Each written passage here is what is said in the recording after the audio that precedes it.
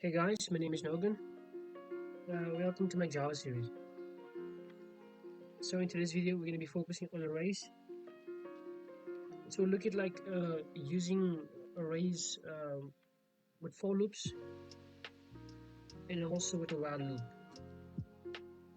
So we'll try to combine these looping functionalities, decision-making functionalities with an array, used like a form of a data structure. It stores data in a form of block of memory. So let me jump to the IDE here, NetBeans. If you haven't watched the previous video, or link in the card on top there, just go and check it out. We focus on another type of loop in Java. Just try to check it out because it's going to be important enough for this video, because here we're focusing on using that type of loop, which is from the while for loop in this context here. So let me make a new project here, new project. I'm going to name it next. I'll name it let's say quizzes. Let's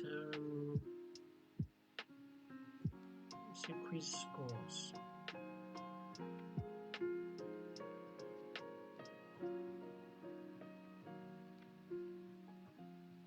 Awesome. Okay, so let me just try to rename this as always the Java class file. Let me go to refract and also rename this to let's call this class average average of quizzes. Yeah, I think this is much more appropriate. Okay, awesome.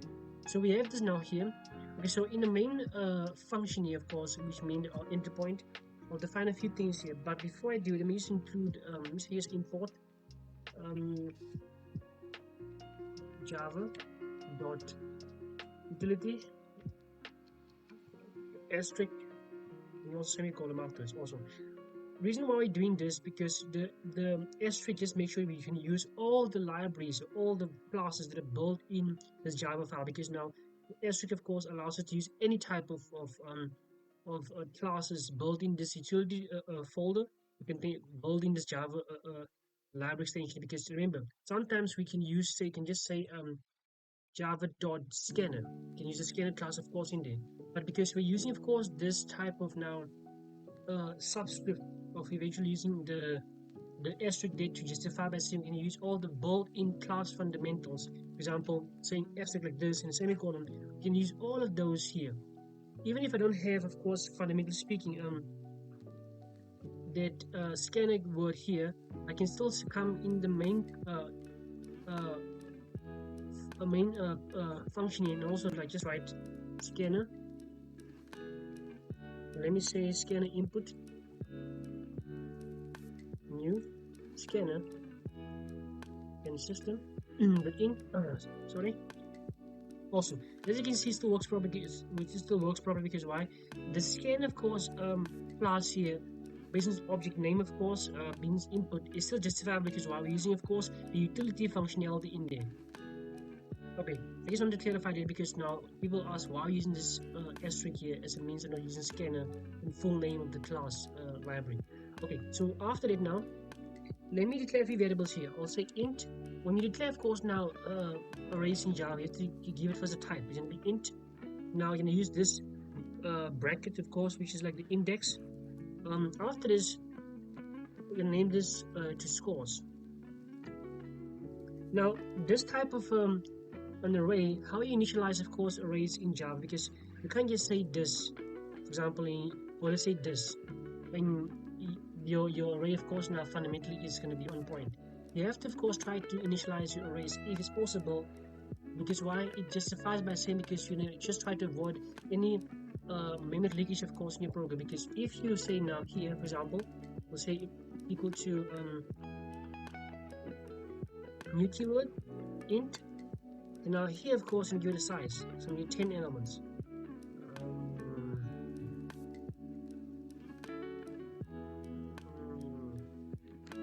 Say 10 in there.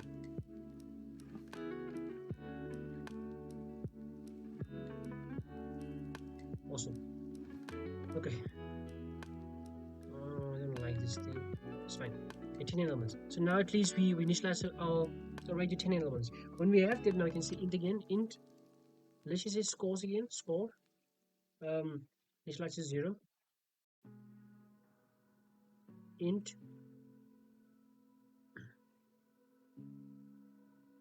count. Initialize to 0 also. Int total. Initialize to 0 also. So after this, we're going to use now a few constant or final variable. For example, going to be using the final keyword by saying, of course, final int quit. Initialize to 999. Okay, awesome. The thing about, because of the final key, which means this number, of course, here will be initialized to this int type variable of final keyword before, which means it's a constant variable, which means this final justified by saying this variable will not change during the execution of this program, of course, based on the statement here. So this number, of course, now will be consistent throughout the program for the variable named quit. So after this number, there's another final variable, final int max. I'll name it 10. Awesome. Then, because we define, of course, now the scalar class fundamental on top here, it becomes much more at ease because we have it, of course, on top here. So because we have it there, we're gonna just try to, of course, have a system out front line, of course. We're gonna say enter your quiz score. Or because you have to give them, of course, now a few options, fundamentally speaking. Enter quit.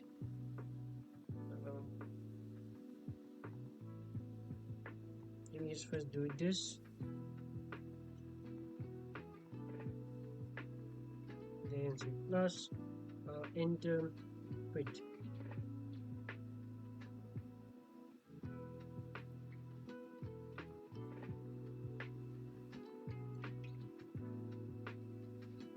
Okay, so after this, which means quit, which means here will be just displayed, of course, a number 999. So after this, can you just say, you also continue by saying, okay, to quit, of course, which means we want to see that quit.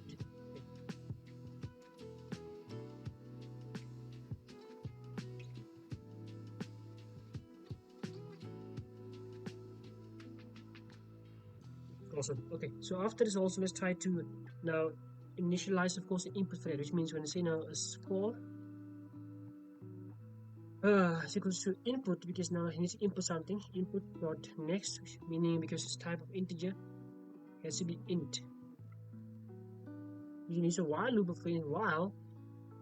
Now there is basically a condition while score is not equal to, which means this is a type of a sentinel control condition. Then I'm going to say quit, fundamentally speaking. Awesome. So we have that now as our condition. And the body of the while loop, of course, here we have to do a few fundamentals, which means we're going to say score again. But scores, of course, now being now the type of variable as an array type in the declared on top here. We need to, of course, now try to put in data, which means in this array, because remember, the array right now, of course, here, if I just try to show, we have an array, of course, a block of memory. Now the block of memory, of course, contains 10 elements.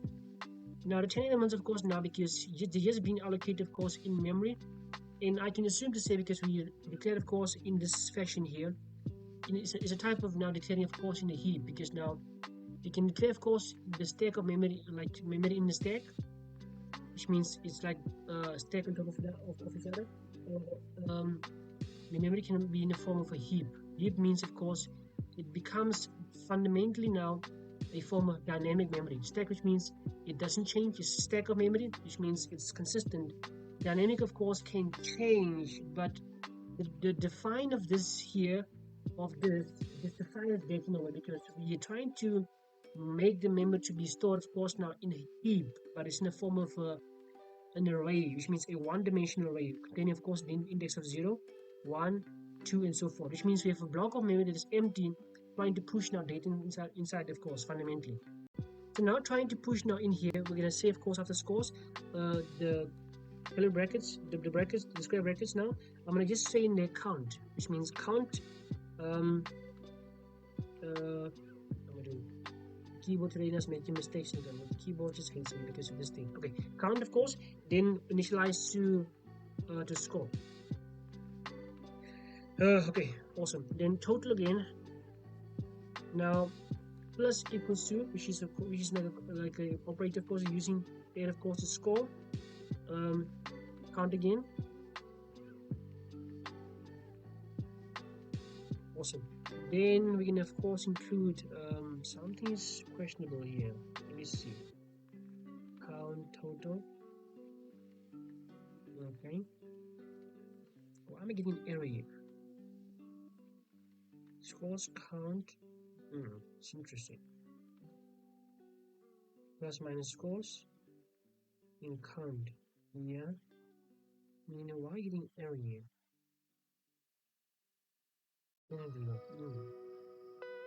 Okay, we can do it. C plus. Okay. Now this error mustn't have occurred, which means something is interesting here. Because of course total of course is just block of memory is here.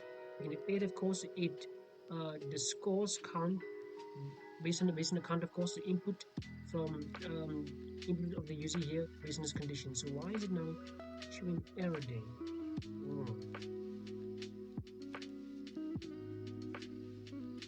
Okay, we can do it. But I'll still continue the program because now I have to just find this bug in there. Okay, if now let's use the if condition. If count is equals to max. Okay, max. The border if statement now we have to do something, which means we need to find of course the score. Which means score is equals to max to quit because the maximum value quit. Okay, so if that is the case, of course, now there must be else statement, of course, another condition, which means else if it's not true, then this condition must plausible. Now in the body of this, we're going to say, of course, now system dot out and line, and in there, of course, we're going to say again enter your next quiz score or quit.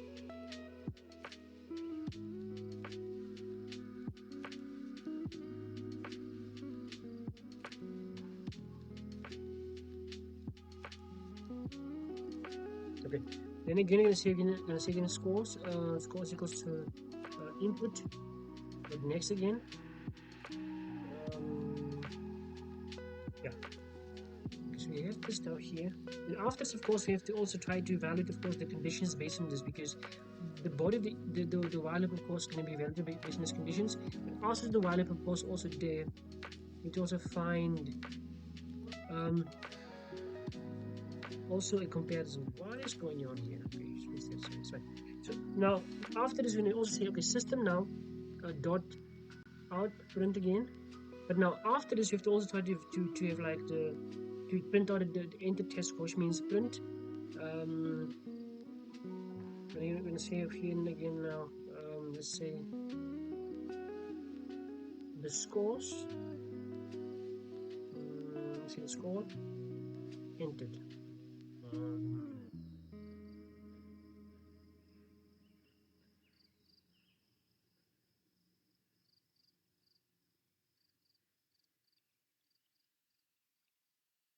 What? Okay.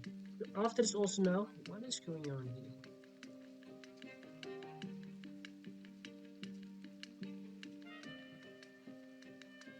I'm trying to fuck it. Let me just try to clean them in boldness and see what's going on.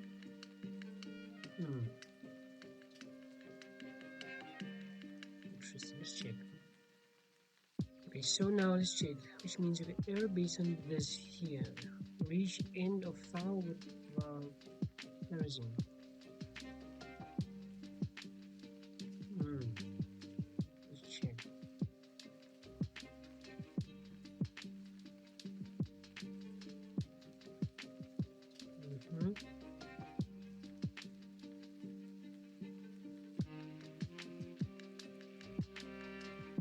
can't be based on a semicolon.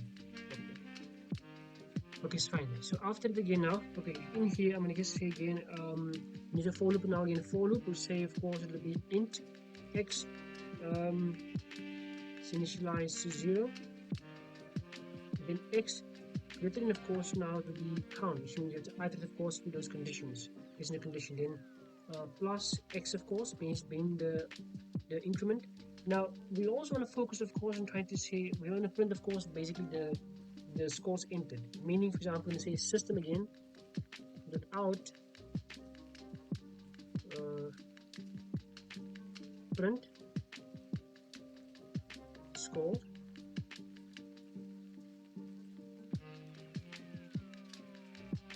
then of course you want to see the test scores, of course, being entered. Okay. So after that, of course, now we want to also have evaluation, of course, of a few conditions.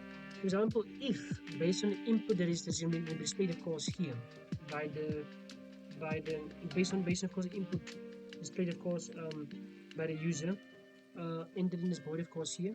Want to also evaluate a few things. For example, want to also evaluate if the count it's going to be something else based on the input from here. Let's say, for example, when I say if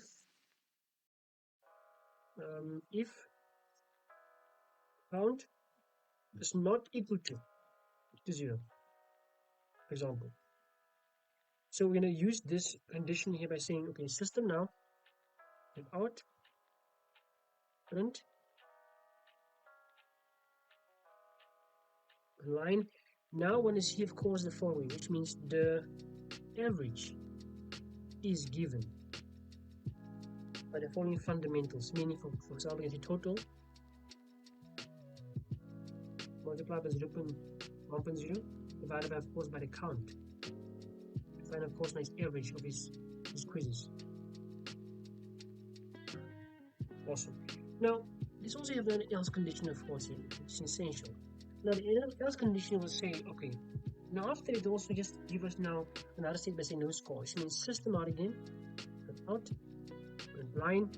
Now this you want to see, of course, now just say no scores were entered.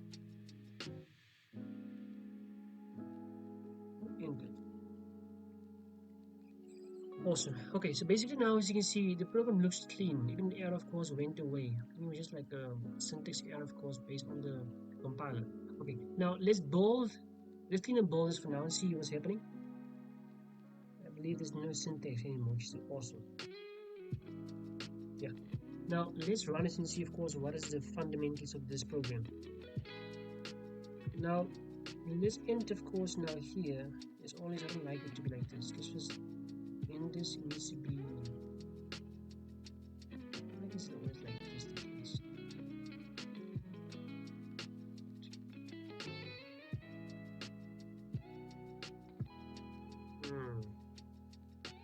Make it much more nicer.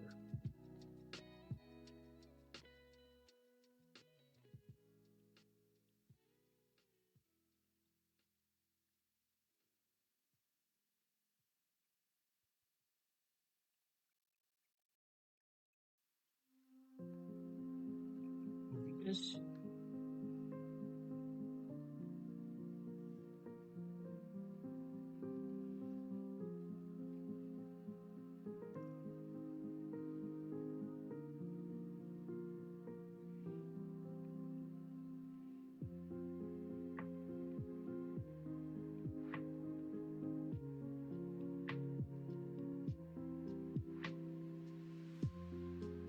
Awesome.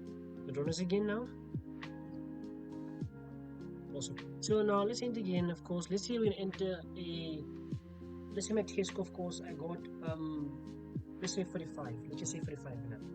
45. So I'm entering another test score. I got 78. Okay. So basically, based on the input here, let's check something here. The test score, basically, enter test score, of course, is going to be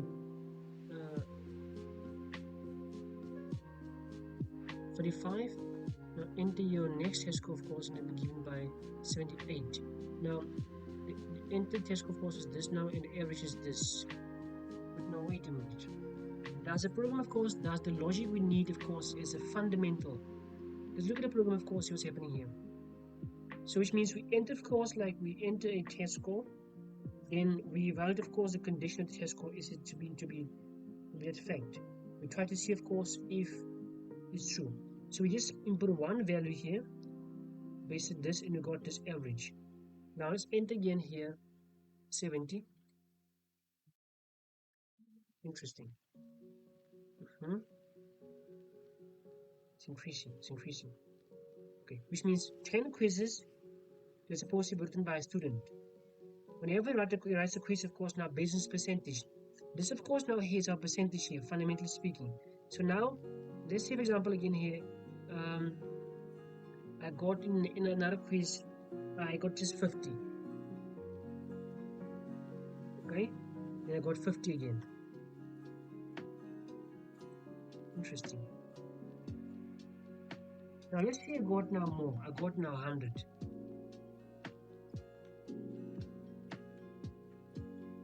Let's say 100 one more time.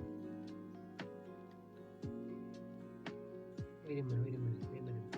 I think somebody made a mistake here. Just here. Run it again.